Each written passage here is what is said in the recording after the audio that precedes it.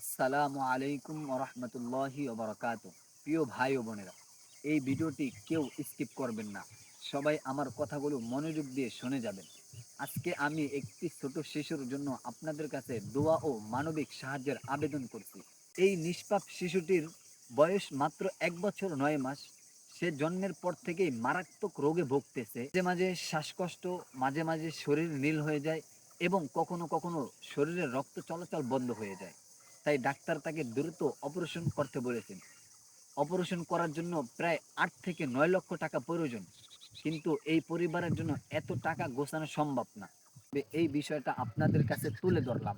যার যতটুকু সামর্থ্য আছে আপনারা সেই অনুযায়ী এই নিষ্পাপ শিশুটার পাশে দাঁড়ান এবং তাকে সাহায্য করেন।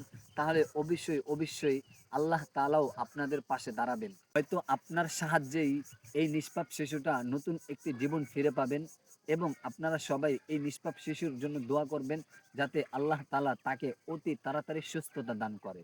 আপনারা যারা এই নিষ্পাপ শিশুকে সাহায্য করতে চান, তাদের জন্য উপরে নাম্বার দেওয়া আছে। অবশ্যই আপনারা এই নাম্বারে যোগাযোগ করবেন।